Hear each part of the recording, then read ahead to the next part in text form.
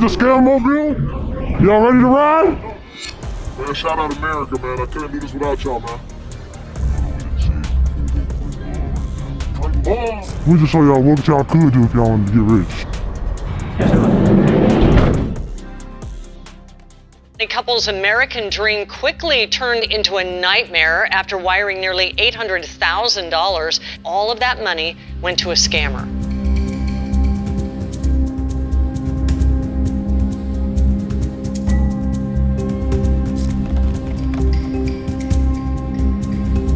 How many times a week would you say you punch a meal? 7 times a week, every day. Oh my God. Is that your fork or what is that for chicken? Whoa!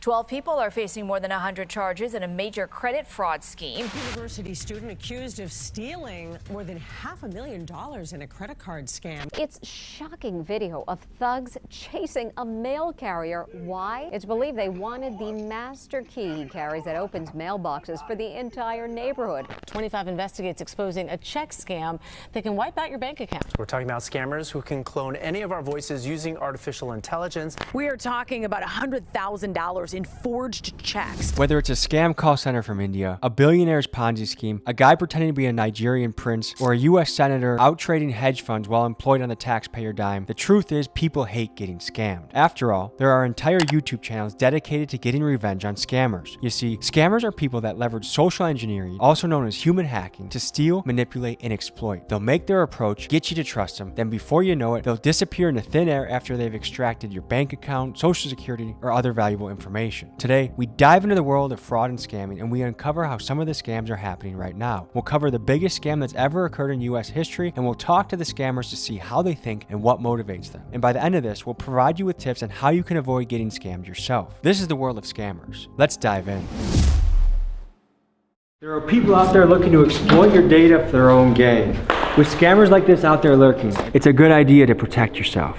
To guard against shenanigans like this, I use the sponsor of today's video, Delete Me, to help keep my footprint off the internet. What Delete Me does is they go after the data aggregators that are out there on the internet that are trying to sell your information. With nutcases out there trying to dox you and steal your bank information, you've got to take action. When you use my promo code of Tommy20, you get 20% off of your subscription. Because when it comes to your banking, where you live, your personal information, you gotta protect yourself. And now, back to the episode.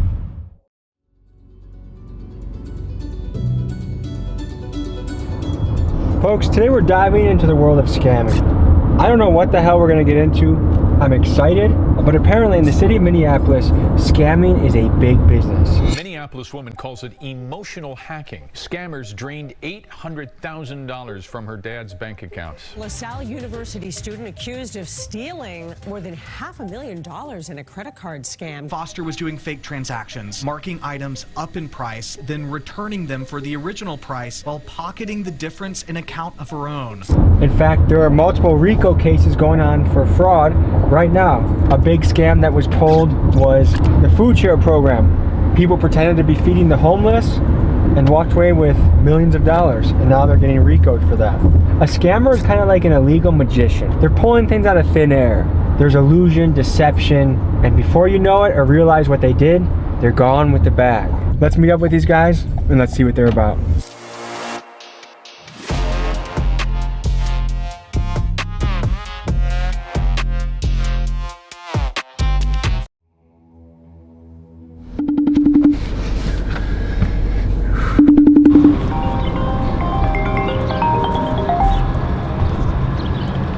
Yo, my boy.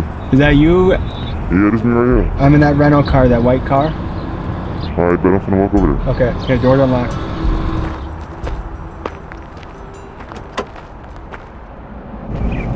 Yo, what's up, bro?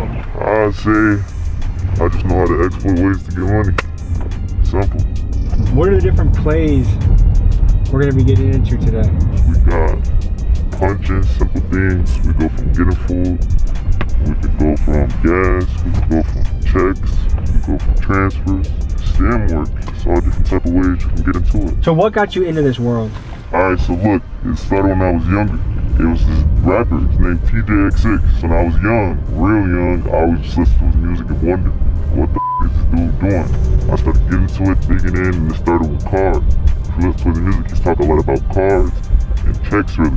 When he was talking about that, I kind of picked up on some things, and over time, I just got smarter and smarter and figured everything out. So what was the first play you ever made? It was on Telegram. It was this African dude I met, and we was talking for a long time, and he told me something called, it's a certain type of check that you can order off a log in. Ship the check till it dropped. I picked it up, put it in the ATM, 600-900 came. That was my first ever play. And ever since then, I've just been on it. Has this ever put you in a risky situation? Plenty of time. Pretty much scamming down here is pretty popular. I mean, in the city, everybody knows what's going on now. So if you find somebody that wants to do it, they know what they're signing up for. They know what comes behind it. Are there rich scammers out there? You can really get rich off scamming. That's real. Pretty common. Six-figure rich, seven-figure rich. That's real. Rather than judging these kids, I wanted to try and put myself in their shoes. Now, I know I'm overgeneralizing here, but here's a theory I'm working with. A lot of these kid scammers are from Gen Z, and this is the generation that saw their parents lose their house in the 08 mortgage crisis as the bank executives responsible got rewarded by multi-million-dollar bonuses, and the banks that fundamentally scammed the country got bailed out by the tax money of the very people they scammed. So essentially, these kids witnessed a financial system that openly didn't give a shit about them or their parents, so heck, why not pull a scam of their own? And kind of explains the sense of nihilism that we've seen creeping into this Gen Z generation. Whether you talk about scammers, the Kia boys, or just an overall sense of I don't give a because it seems like the world around them is crumbling. Now, from a cultural standpoint, we've seen the rise of scam rappers, guys like Baby Tron, TJX6, and Punch Made Dev, and these are guys who look effortlessly cool, ridiculously rich, and they seem to be easily getting away with scams on major banks and institutions. So yes, it's easy to point the fingers at the scammers you see here, and yes, they have a moral responsibility of what they are doing, but are they not just an underworld byproduct of a system that white-collar scammers created? I don't know. That's just a theory I'm working with. Do you save much of your money? Yeah. I'm not scamming long term to be scam guy for the rest of my life. This shit's all like, with anything you do, any hustle, all that shit just quick until you move on to your next, you feel me, next steps. Have you ever been almost caught by law enforcement?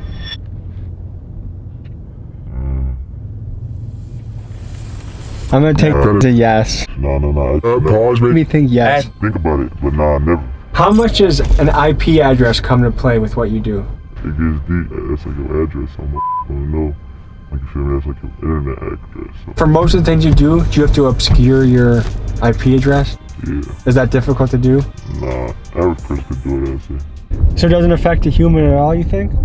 Everybody has committed a scam before in some way. Some people do different types of scams. Some people do insurance. Some people do home scams. You know, it's all different types of scams. I look at it as I'm not taking money from a human. You know what I mean? And I don't think I'm a bad guy for it. You feel me? Let me see. We just got a package. How much money are we talking right there? 17K, bro. What you're about to see is called punching chicken. Now, punching is lingo in the scam world that refers to the practice of using the dark web to get somebody else's credit card information and doing an online order to punch the item. You can punch chicken, pizza, presumably anything you can buy online. Here's how it went down.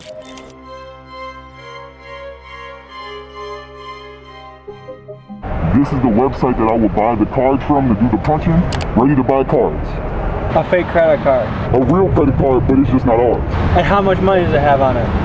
It depends. I wouldn't necessarily say I know the exact amount. Certain banks, they give you the ability to check. You can call the bank and you can check how much. But I would just be buying a card based off of the knowledge that I already know. There's something called a BIN. A BIN is a bank identification number. Now, depending on what BINs you have, you might got a card that has thousands on it, you might got a card that has millions on it. There's no telling them. It's luck of the draw. Basically, yep. So these are cards that someone physically stole, like at the gas station? It fell on the ground, they picked it up, they upload it to a website, and then it's sold to a bidder like you, or how does that work? Basically, yeah, kind of like how you just explained it. I wouldn't necessarily say it comes from people picking them up off of the ground, but more so scammers. They have machines that you can put on. For instance, at the gas station, you can put a skimmer on the machine where the people put their cards into, and then from there, you'll get about 1,000 hits. Now, depending on how many people put their card in that specific machine where you put your skimmer at, that's where all the card information will come from. Does the skimmer also capture your PIN? Yes, it does. So if you use a machine that has a skimmer and you type in your PIN, all of a sudden, you're wide open. You're good. You're not good, you're up. You're good though. Yeah. The thing about, getting captured by a skimmer is if you have the right type of setup with your bank account in terms of two-factor authentication, the bank asking questions like, was this you that just spent money at Raising Cane's for about $100? You know what I mean? If you have these different type of protocols set up with your bank, then you're less likely to be a victim of fraud. Basically, right now, you can get free chicken. I can get free everything right now. Boom, now we got the money on there. Now, I can buy a card.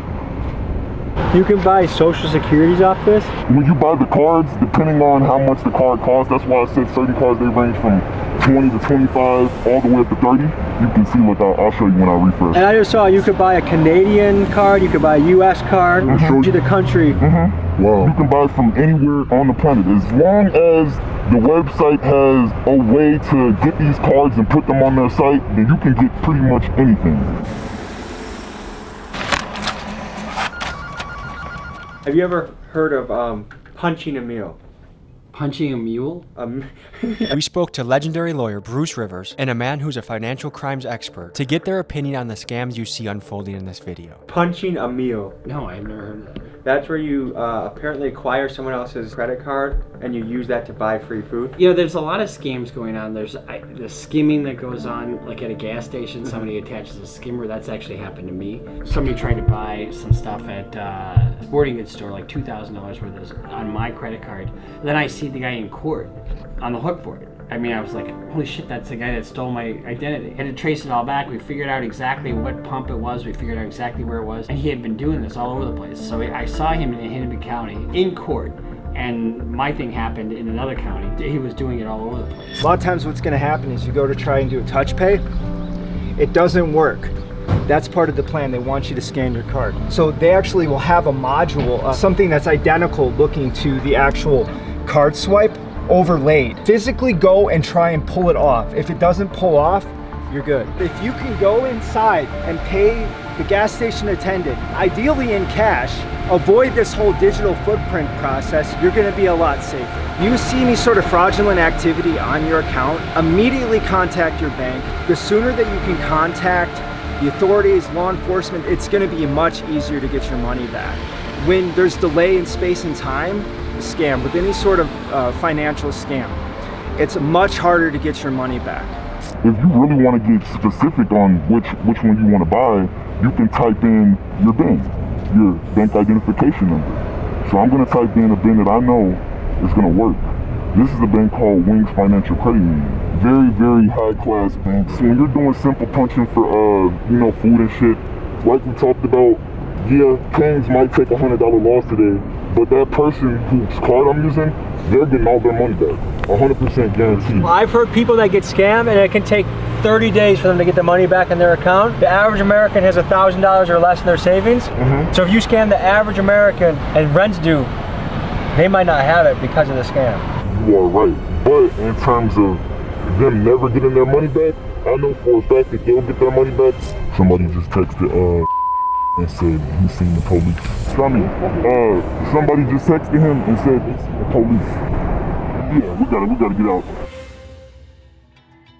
So we're outside of a Cane's Chicken. How often do you guys get free meals like this? Every day I eat free every day. Everything I do is almost free. So the customer name is right? Yes.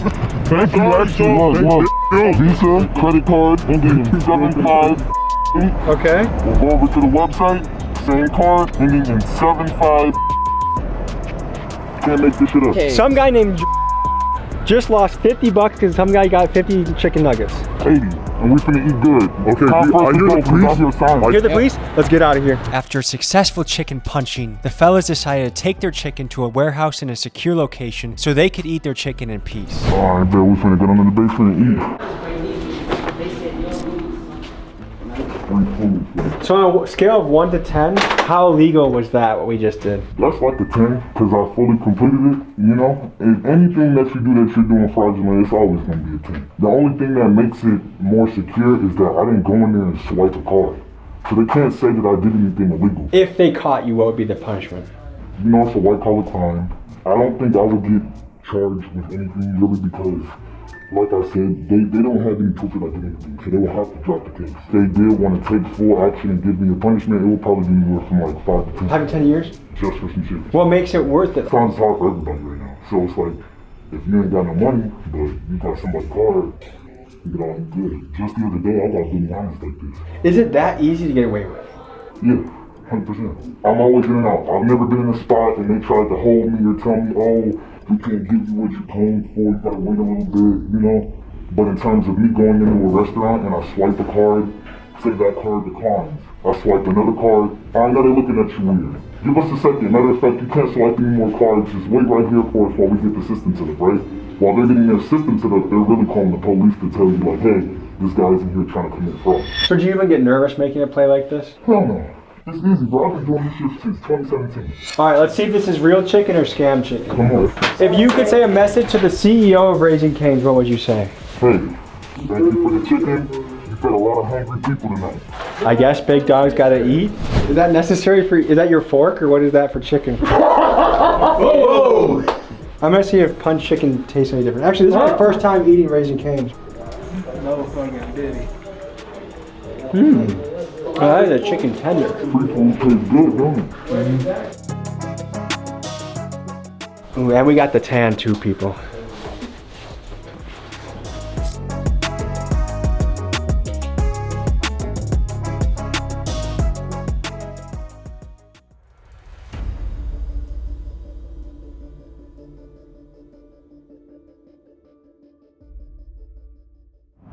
I had something to change around with the car because it weren't grabbing, the CVV, but we had the code to change that shit around, take care of that.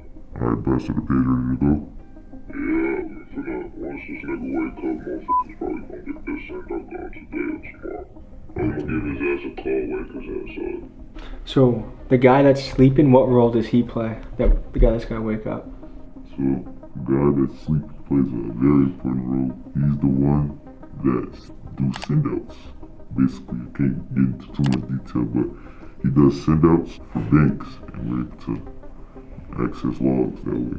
Best I can describe it is a message coming to your phone. Okay. How hard is it to get your hands on this type of paper? Easy. You can get it. Anybody can get paper like that.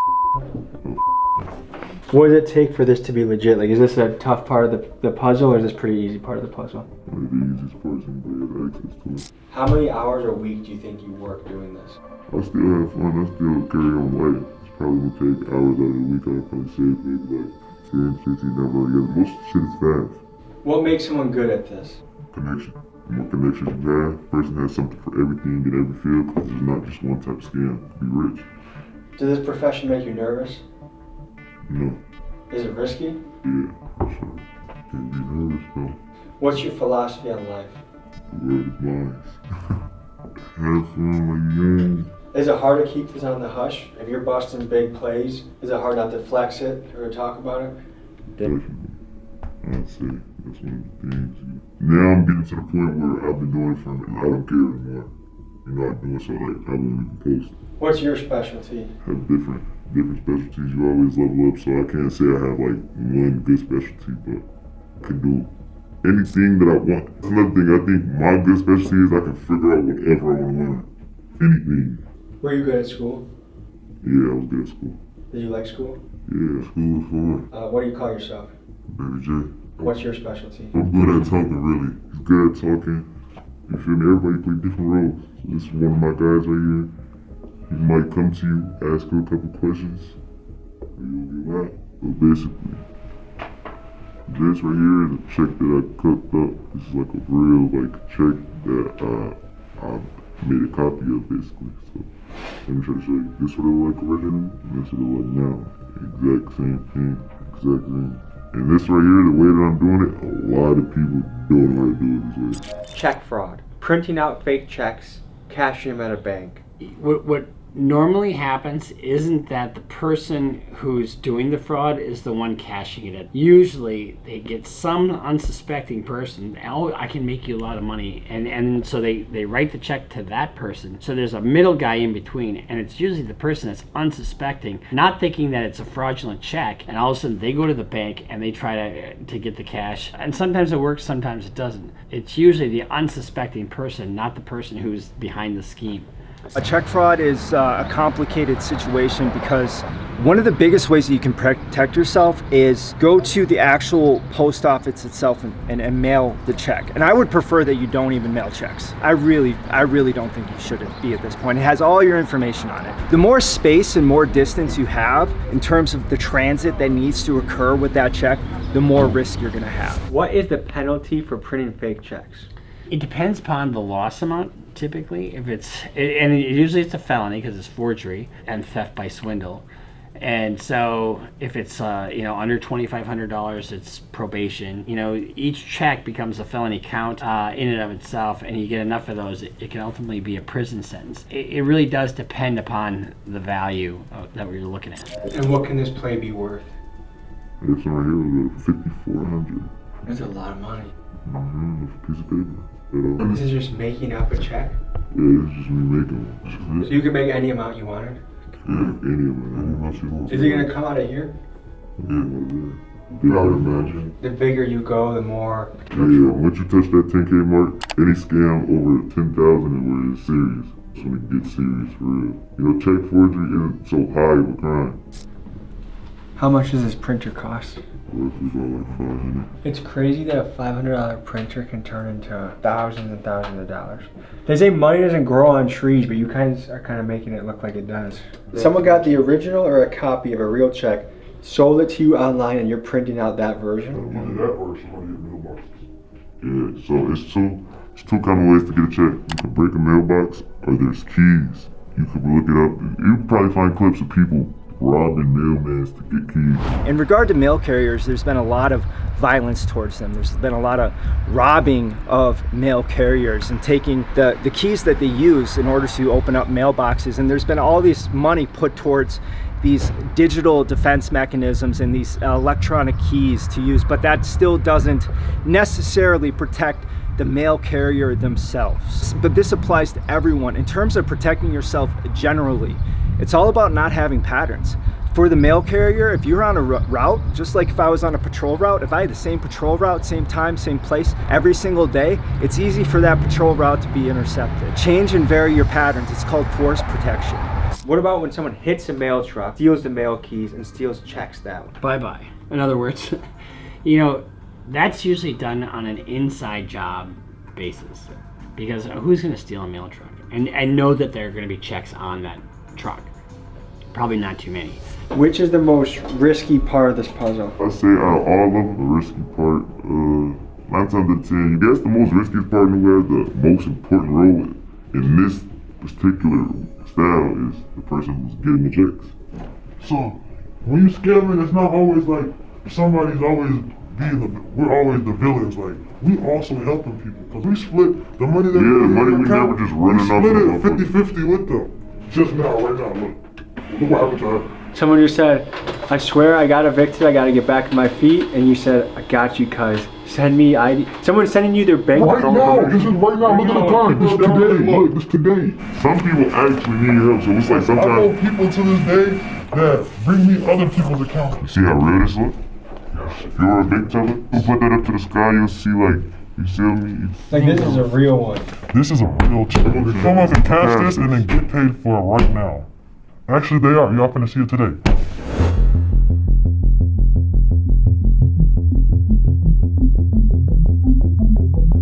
We can only fit so much into a YouTube video. All of us will be available at Patreon only. Highly recommend you check that out. Link is in the description. Would you say this is up there, Miguel, for things you've done? Top 3 for sure. This is fucking ridiculous, dude. I'm not exactly sure what we were about to do, but it feels sketchy. The first scamming video I put out, people are wondering, is this guy for real? Is he scamming us and believing that it's real? But like the casualness of which we're doing some of these things is like, Nah, you know what it is. see what the fuck going on, man. We cracking accounts, not safe. We are cracking accounts, not safe. It is less dangerous. Do not get killed trying to crack a safe. We crack accounts. Please don't. Please do not. So does Minneapolis feel lawless right now? Certain parts is lawless. I'm not gonna lie, this whole city is known for scamming. That's like the biggest thing. Like even from the politicians to our parents to other people's parents. How do the politicians scam? They're in on a lot of shit. They get paid bribery and shit. Like they're into like the non-profit frauds and shit. Politicians here, they're dirty too. They play dirty games. Even the police even play dirty games. He's not going to mention some of the biggest scams going on. Here's a look at something that's actively happening in the city right now. Here it is. One of the largest scams in United States history happened right here in Minneapolis. During the pandemic, the Minnesota Department of Education was tasked with overseeing the handout of meals to kids, the needy, and the homeless during the COVID era, and they delegated local supervision to nonprofits like Feeding Our Future. What happened next was a tsunami of swindling. These nonprofits fraudulently claimed to be feeding thousands of kids a day within just weeks of being formed. Not only were literal tons of food wasted, but the fraud ended up costing the US taxpayer about $250 million. As of now, there are dozens of people being indicted and brought to trial, and to this day this stands as one of the biggest scams in US history. On the dirty streets of Minneapolis, mama doing dope, daddy got no hope. He just scammed y'all, because the system scammed us out of both our parents. CIA bought dope to the motherfuckers in the city. And my daddy, they got him out the way. Ain't trying to pay no child support. It's cool though, bro. Cause you know we gonna do, we gonna grind, nigga. This that shit that we love, nigga. We love making that money on here. We gonna do whatever it takes to make that money on. This shit get wicked out here for real. And I'm not a bad guy. I'm not gonna say this like I'm the biggest, baddest guy to do this to people and shit. Nah, bro. I just do this to get my people together. You hear me? What percentage of scammers would you say are balling, and what percent of them would you say are actually kind of broke? That's how bullshit scammers like. There's always the one main person, then there's the middleman, then there's the middle's middle. You know, like it's like a tree. One person passes a card to one person, that person gets passed down to the main person. The main person is the one who splits the money to everybody and decides how much everybody else is going to get. And so all scammers are not rich. That's another thing. Like, you can be a scammer and not have a way.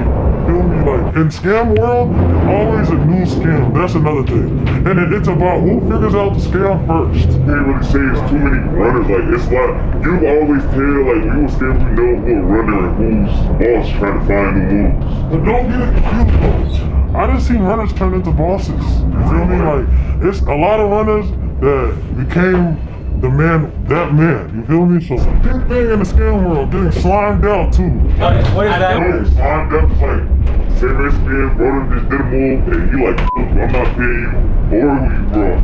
It's over with, I'm taking the whole bag.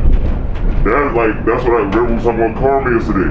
It's karma in the scam world too. Not off of somebody. I thought it is not what it's about, and then it's about wiping it down. That's a whole other step. That's what I'm saying, it's not just like easy, you can't just wake up and come, it's not that easy. Now it's that easy to do basic shit, but it gets deeper than that. It can be a blessing and a curse at the same time, but it just depends on how you break your move. You gotta stay consistent too, you gotta stay consistent with anything you do. Alright, you're filming. I'm gonna show y'all some box action. Scammers operate in a climate of deceit. You see, fraud is a game of smoke and mirrors. These guys ran off with the camera to presumably make an ATM play, and what I saw on the tape left me questioning reality.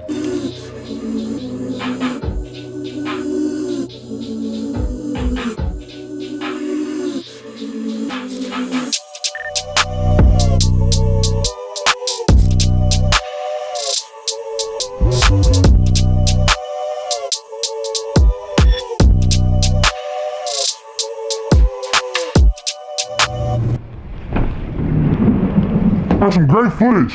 See the police? Where do you guys see him?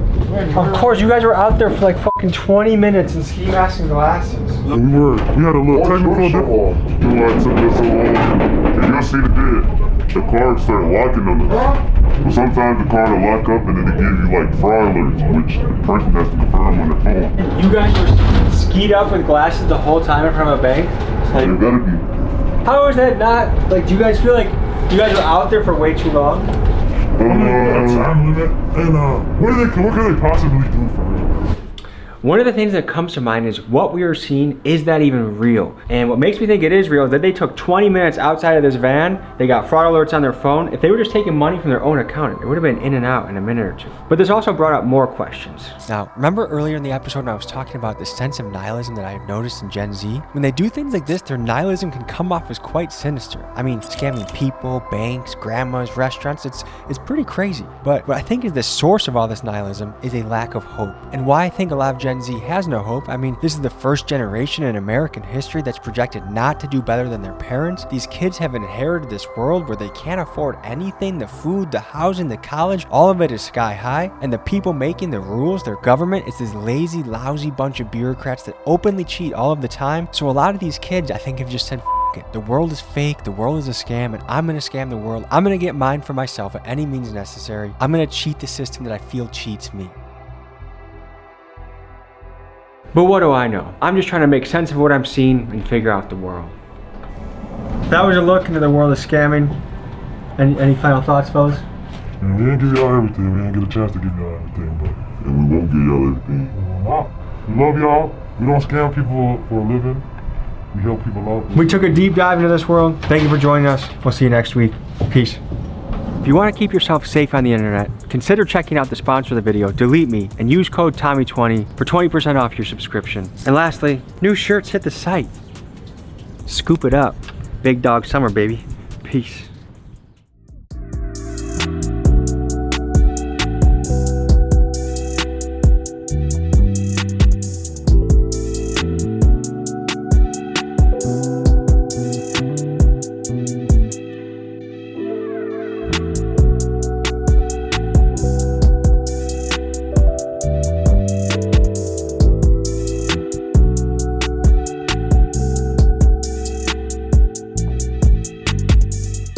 Folks, hope you enjoyed this episode.